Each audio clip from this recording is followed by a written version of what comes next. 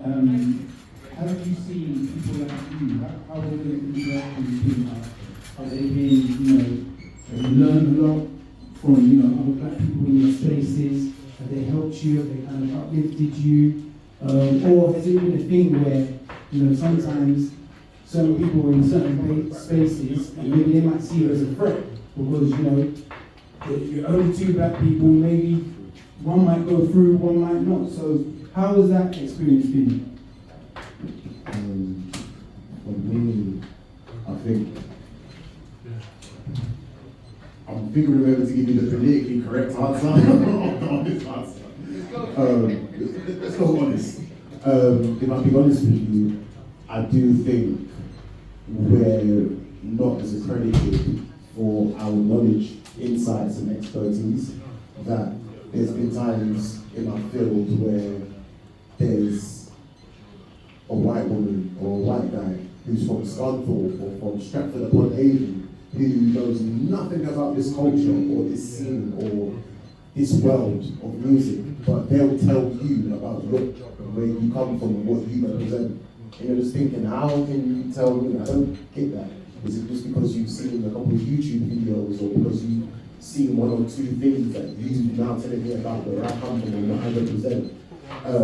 I think those are the challenges that I've had. Another one has been, unfortunately, that there is a dog-eat-dog mentality that a lot of black executives have, of where there's a lot of juniors, like amongst the junior A&Rs, the junior marketing managers or marketing managers, they're black, but as you go up and up amongst like the ladders, you start to realize there's less black faces that are there, and you start to question and think, okay, but this is the person that's responsible for these artists' careers that are from these different diasporas, but yet you know nothing about this culture, or you're not even choosing to try and educate yourself on this as well. So I'd say those have been the challenges. In the past as well was being exploited for your connections and being exploited for your knowledge, where people bring you in for meetings, let me pick your brain, what are you listening to? Who's the next person? You find out the person's been signed and you're like, oh, okay, didn't know anything about that, but fair enough. And then after they all start to credit themselves, make it seem like they were the ones that went out there and things like that. So yeah, those are some of the challenges that have been faced, and even when you come across your own, sometimes they look at you like a threat or a challenge. So it's like, again, that's why I mentioned people skills is the main key thing. When they know you as a person, so they know I'm not trying to go after your job, I'm not a threat to you. If anything, I'm your peer. And as much as I acknowledge and respect you and I'm motivated and pushing you, I would like you to show that and do the same to me as well. So yeah, I would say that those are some of the things that I've encountered from my own and from others as well.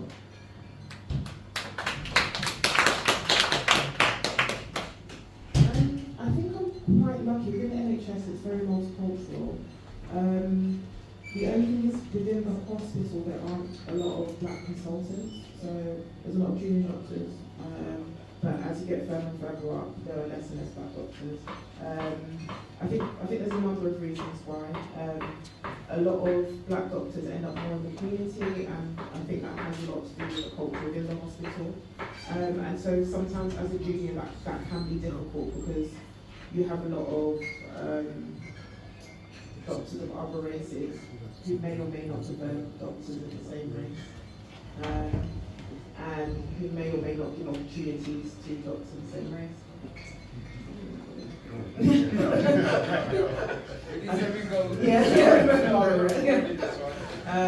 And so sometimes you do feel as if you're being passed up for opportunities, or opportunities are happening behind your back. There's been certain, actually I'm really about that. So, say it. There have been certain times where you're all working on a patient and there's not a common language in the room, so everybody's talking about the same patient and you are not included in the conversation because it's not being had in English. So that provides some challenges, again with opportunities of research and whatnot. I think how I have been lucky is when I have come across doctors who are black, and I'm going to be honest, most are of Nigerian descent, most doctors are of Nigerian descent. They have been extremely supportive. I think a lot of them understand some of the challenges, not only of doctors, but also of us as patients. Understand the representation we face, things like sickle cell, maternal mortality, and I think a lot of them have been very cognizant and have kind of instilled that in me, so I've been very, very lucky. But yeah, there are a lot of challenges regarding having a career within the hospital. So yeah, I think, okay, I'll just a little bit off topic. What I will say, just a group of black people, obviously. If you're engaging in the NHS or you have any ailments and whatnot, what I will say is make sure you advocate for yourself. There are a lot of times where people have a perception of you when you walk in, regardless of what you say.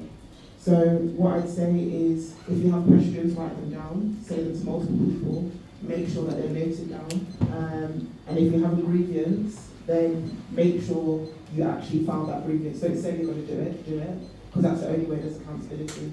And the reason why I'm just taking this opportunity to just say this is because sometimes we're most disadvantaged by the fact that a lot of doctors don't look like us. So yeah, it's a bit of a diversion, but I thought I'd say something. Thank you very much.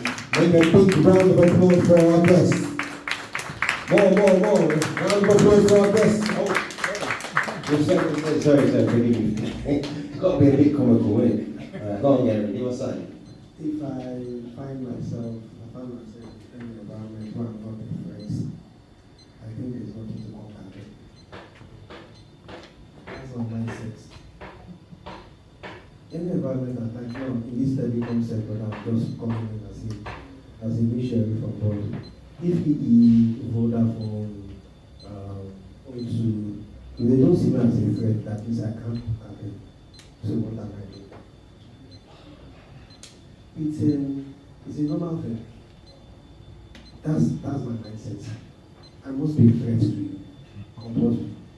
If I'm not a threat to you, then I don't have anything to do. I don't have anything to conquer. So in all my businesses, all the businesses I've done so far, even working on that, even with the job you say I'm a threat to some of them. So it's good. It's a good thing because and the Bible also tells you in the midst of the enemies. If you don't have enemies, who do you want to look at? So it's good to be a threat. My brother, it's very good to be a threat. Because you don't have any assets. And you see, there's a way and Eyes on! Eyes on! Eyes on! It's on camera, Mia! I need it to be more louder. I want it to be full of life, like you're proud to be Ijaw. So can I do it again? Yeah. Eyes on! Eyes on!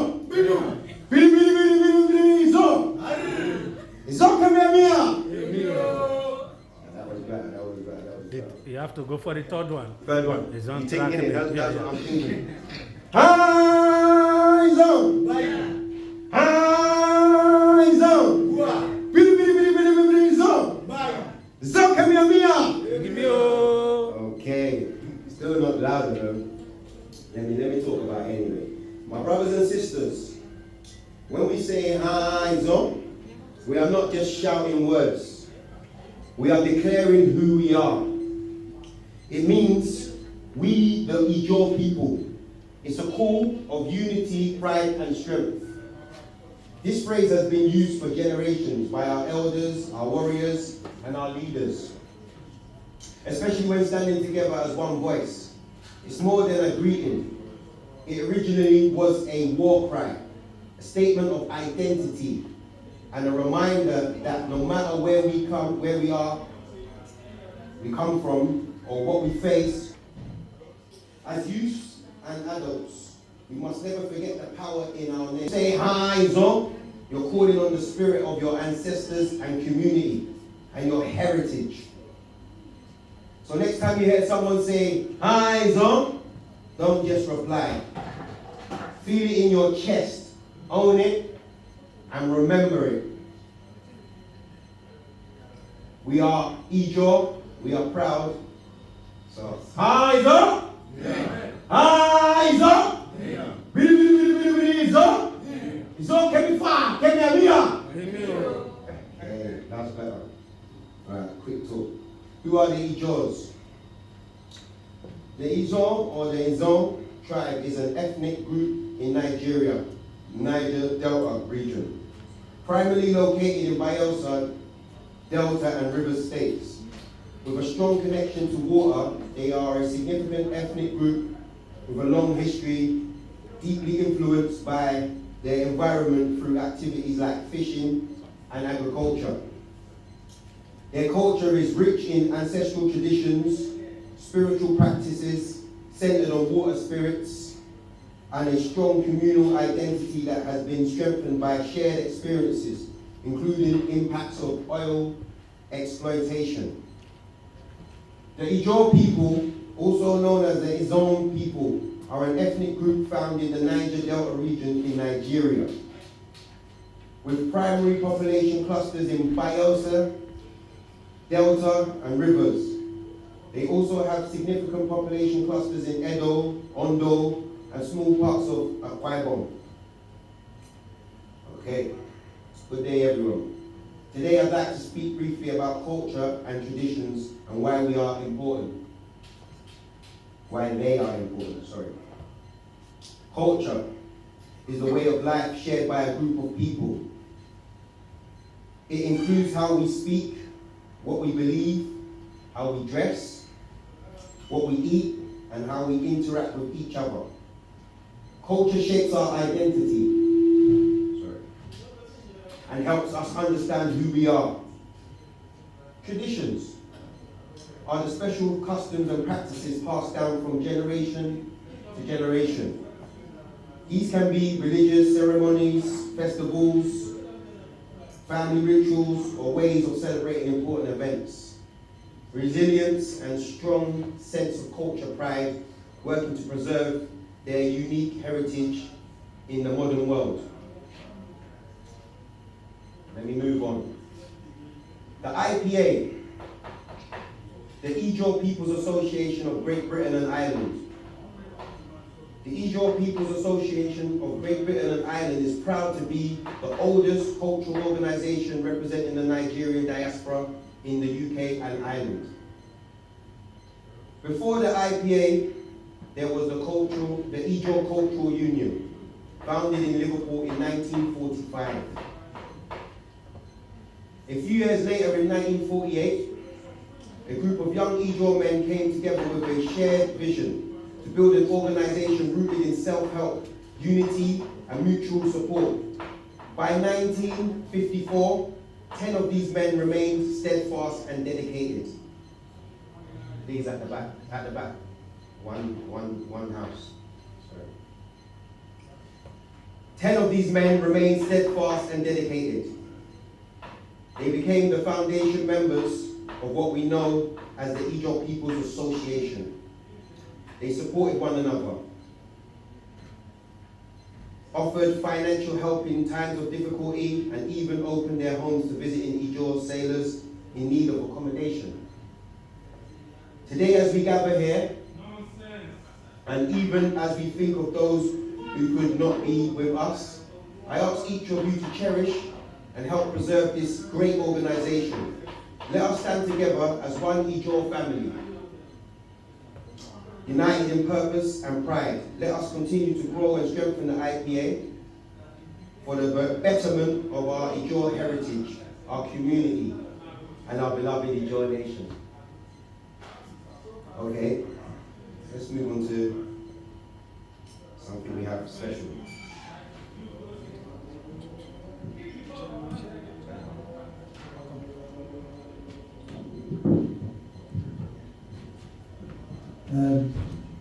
Yeah, I just want to say thank you to Matthew, thank you to everyone involved in kind of putting this together.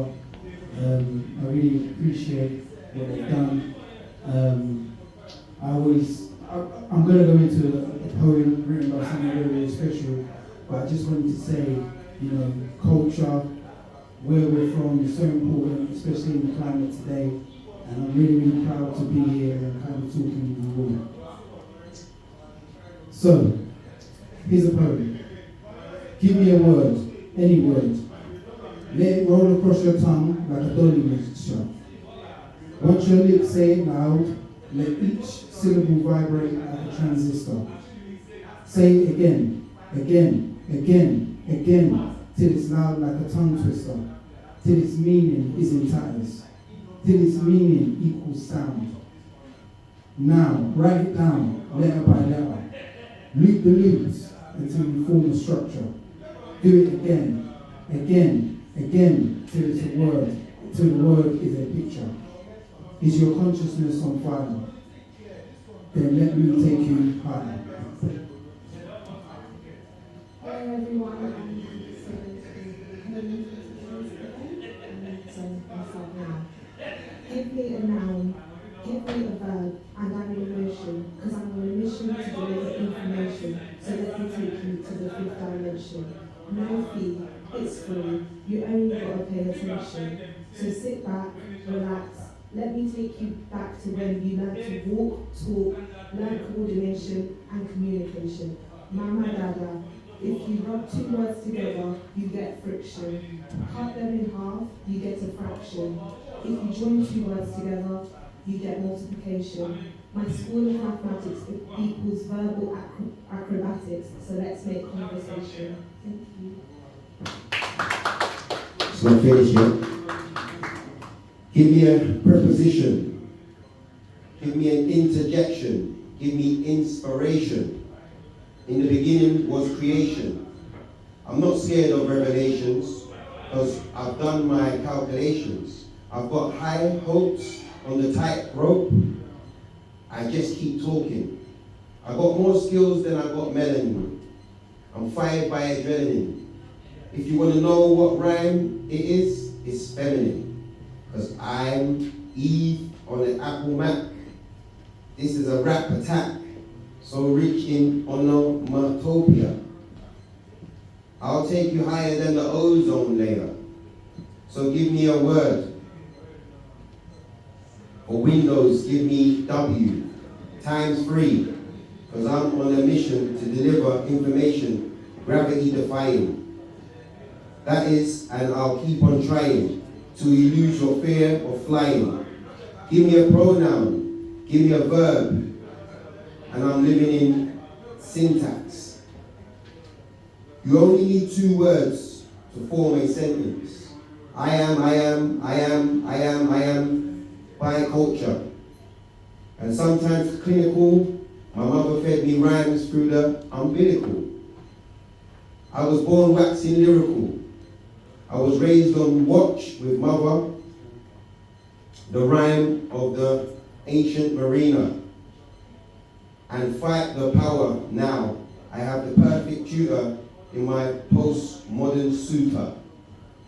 I'm in love with me computer. But let me shut down before I touch down. Give me a word. Give me a big word. Let me manifest, express in excess the MIX of my voice box. Now I've eaten the apple, I'm more subtle than a snake is. I want to do poetic things in poetic places. Give me poetry unplugged, so I can counter silence. Give me my poet license, and I'll give you metaphors that top the eclipses. I'll give you megabytes and mega mixes. Give me a stage and one. Cut form on it. Give me a page and one. I'll perform on it. Give me a word, any word.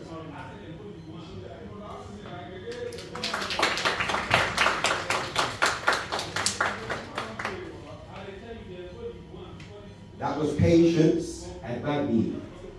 Slam poetry. That was a masterpiece.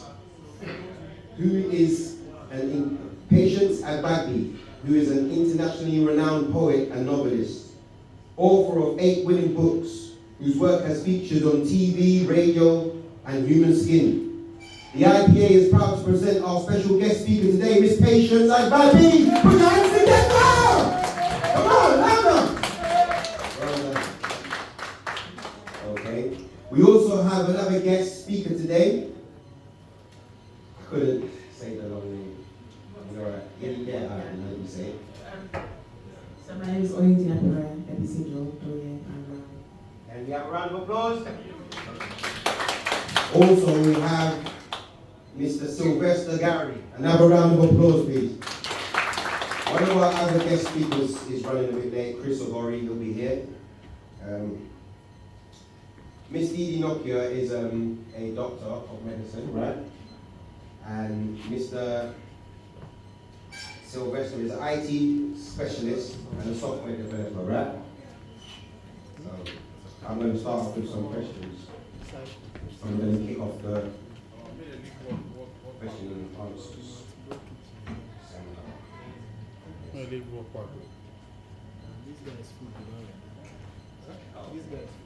Sorry, Mr. Gary.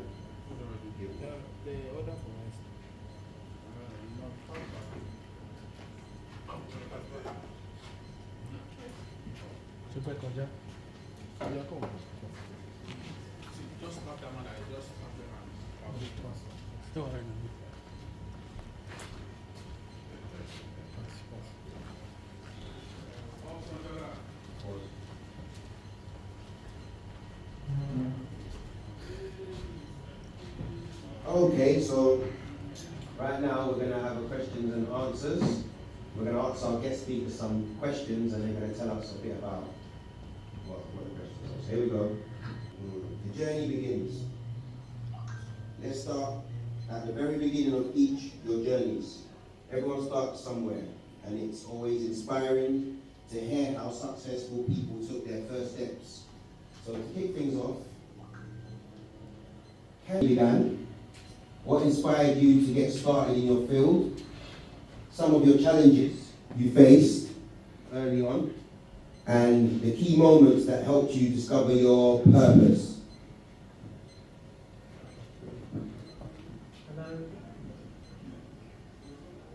Hello, testing, 1, 2. Hello, good afternoon, everybody, and thank you for the performance of Word. It's the first time I've ever heard other people perform that poem, so appreciate it. So, how did it begin? It began with me being obsessed with words. I was one of these children who always had their head in a book, and I was very lucky to have quite a few good teachers en route. So, I would say that the teacher who had the most influence on me was when I was doing A-level English, and surprise, surprise, because that was my forte. I was very good at English, so I ended up doing A-level English, French and history. English was by far my best subject. And he set a task. We were studying Chaucer, who's like the grandfather of English literature, and he said, I want you to write a portrait in the style of Chaucer for homework. Right? So normally we'd be writing standard essays, suddenly we had to write a portrait, and I kind of came to life with that. I wrote poems at home and everything, but suddenly, in a way, being in dialogue with the grandfather of English literature, I got my only A in 2 years. My teacher was a very hard taskmaster. But what happened with that was, I went on and I wrote 2,000 lines of poetry, which was quite a big deal for a 17-year-old girl. And I'd applied to Oxford University to study English. And when I went to my interview, I took that manuscript and I said, look, this is something I've done. And I now know, for those of you maybe who've been through university or thinking of going there, it's what's called a supercurricular. It's a big thing nowadays. When you're applying for university, they always say, show that you've got some interest beyond the classroom, that you've done something and used your own initiative. And that was an absolute evidence that I was passionate about English. So I was offered a place, and I studied English language and literature at Pembroke College, Oxford, and that sort of kind of set me up. I mean, lots has happened since then. It hasn't all been easy, but that really sort of set me up for the future. But what I would say is, after university, I still needed to educate myself in what I call the spoken word scene in London. It was very important for me. I love poems in books, but I also love poems in the air. I love community. I loved sharing. So I went to a lot of readings in London and listened to other people perform, and I I thought this is just the way forwards, this is something I really want to do. So I found a community through groups like Centerprise, like Apples and Snakes, who are still going, the Performance Poetry Group in London. So for me, I think, you know, as an individual, when you're writing, you do a lot on your own, but you need a community to support you. So I've been supported by other writers, I've been supported by organisations and so on. And I think that's it in a nutshell. I could go on, but I think the other speakers would probably like to answer the same question.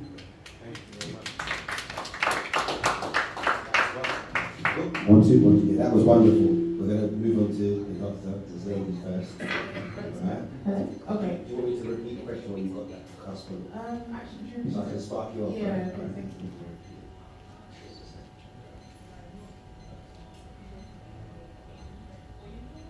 Let's start at the very beginning of each your journeys. Everyone starts somewhere, and it's always inspiring to hear how successful people took their first steps. So to kick things off, can you share how your journey began? What inspired you to get started in your field? Some of the challenges you faced early on, and the key moments that helped you discover your purpose. So I think, as everybody here from Nigerian parents, you hear you can become a doctor, lawyer, engineer. So from a very early age, it was kind of the idea of I want to be a doctor. So I was kind of working towards that.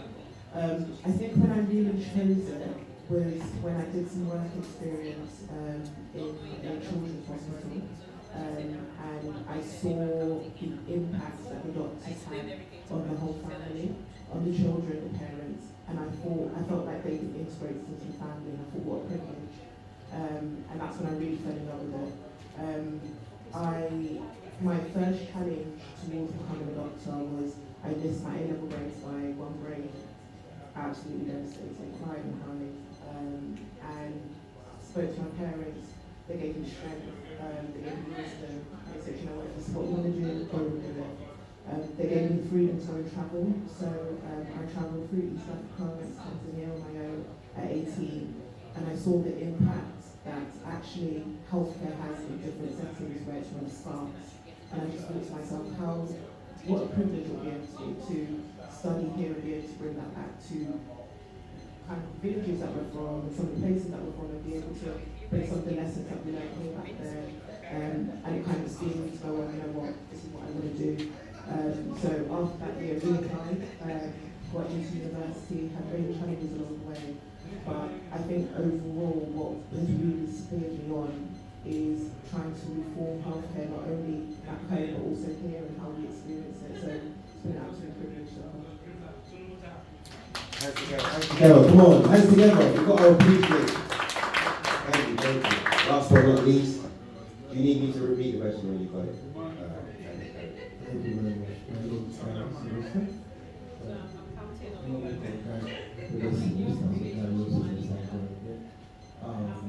All into the software, IT, career is my background. I actually grew up about parents. All my parents were military, and I was over there in Nigeria with my siblings. I'm the kind of guy that I like challenges, and I always like standing on the right path of life. So when the challenges come, I fight the challenges to my life. So I'm not going to feel bad, or I really want to be sentimental about why I'm fighting, you know.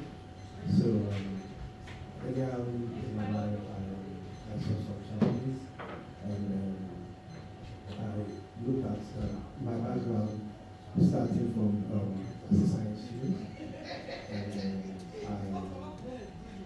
just looked at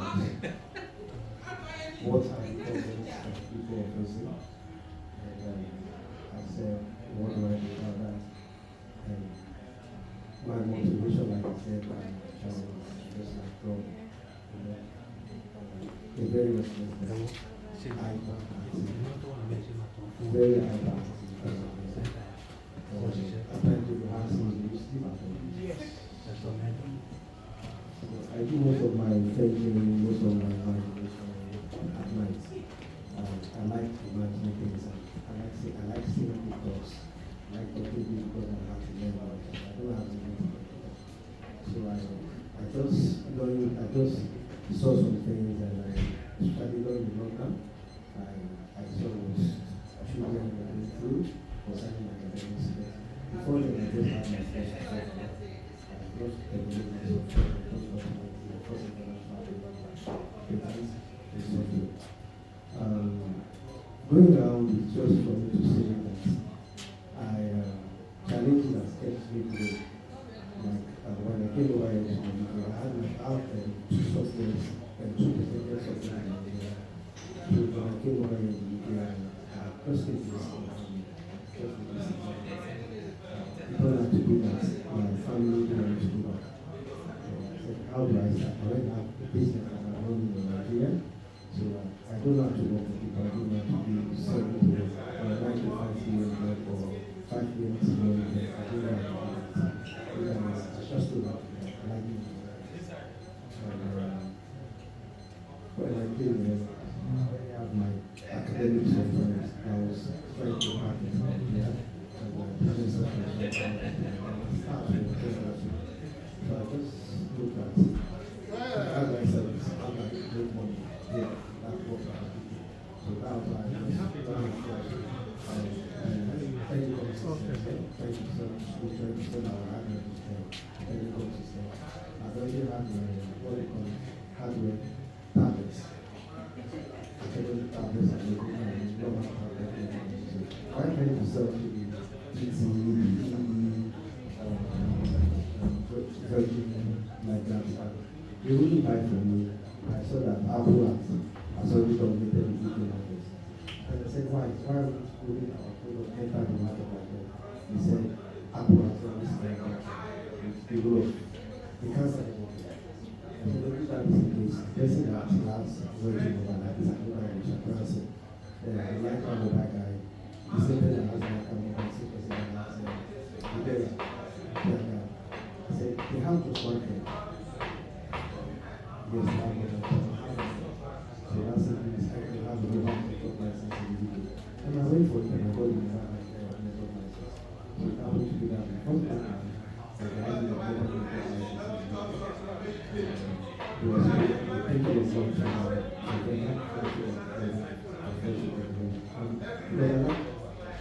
I was able to meet I live in a from Nigeria. Even without having what we call the papers here, they said that papers cannot work. I said, no, I incorporated the company with that papers. What we are doing as Americans, off the works. So I'm doing that kind of thing. And the software part, soft component part of it, I just say that means the same thing there. I can think of how do I do that in fast forward. And I just do something. As long as it's a problem, as long as it's a problem, so that's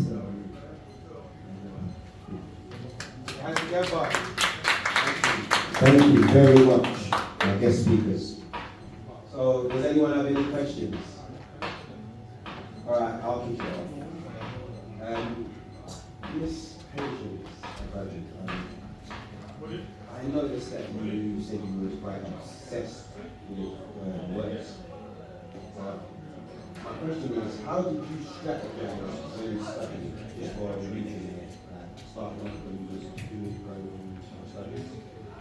Did you have any strategies to work? No.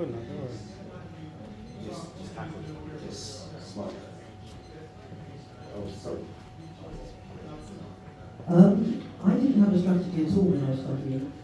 They didn't give us time. It was really intense. Studying at Oxford, they could have work to do, we had to read reams. I didn't really have a sense, well, when I was really young, I wanted to be an Olympic athlete, right?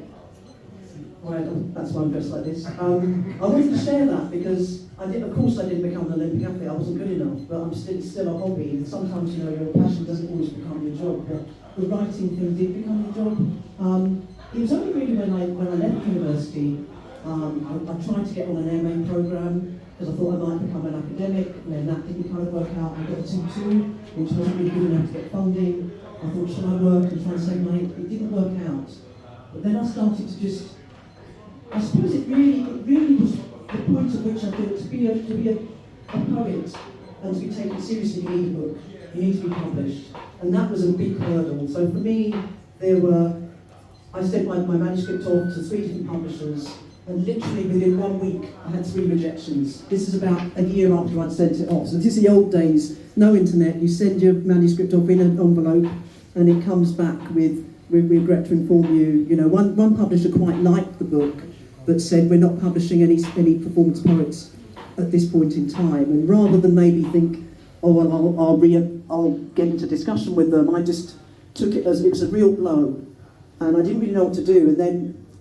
But the thing I say, one of the most important things in this world, if you're self-employed, which I am, I've never, very rarely worked for a company, is to network. You know people, you have a lot of contacts. And one of my contacts was starting up a publishing company, poetry publishing company, and she said, would you like to be published? I said, yes, please. And she'd already published herself and one other person, and she basically said she published me, but she was a bit low on funds. She said, well, could you contribute something to it? And I said, look, you know what? I said, I know these books that can sell, because by then I'd had single poems published in various places, so I was kind of, it wasn't, people call it vanity publishing if you basically pay for yourself to be published, so it's quite controversial, but I knew by that stage I was doing performances regularly, and people were saying, where's your book? And I said, there's no book. And they were like, are you crazy?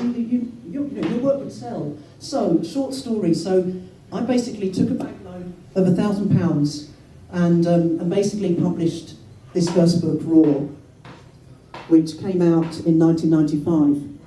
So, yeah, so basically, what was great about that was that, I didn't even think, oh, I'll make money out of it. Of course I made money out of it, because the book is £8, and I printed 1,000 books for £1,000. If you do the maths, I kind of made quite a lot of money out of it. But what was even more important was that what happened through that was I started to really, I suppose, take myself seriously as a writer, and I thought, actually, I need to get more events, I need to get out there more. I was lucky enough to do an event at Edinburgh Book Festival where a publisher, like a big publisher, Can Get Books, the director was there and he said, I really like your work, you perform really well. Do you have another manuscript? And I said, no. Fast forward 2 years' time, I had a manuscript, I sent it off, and that was my second book, Transformatrix. So, what am I trying to say here? I think the big issue is that you might start off not really having a focus and a strategy, but as you become more and more, you go deeper and deeper into the work you want to do, you start to make connections, you start to see, actually, yes, to do well I need a book, and I do need a mainstream publisher to get that kind of kudos from people. So once I then had the kudos from Canongate, then my book was kind of sent off to various competitions and things, and I got on this list called the Next Generation Poets, which was like a list of 20 top up-and-coming. It's a woman like you, so we went to promote the culture. So they send 2 by 2. What is on the planet? 2 by 2. You don't know more. We don't come here. You are not going. We are going to go. We are back. The ladies one side, the men one side. So 2 by 2. DJ, if you like that.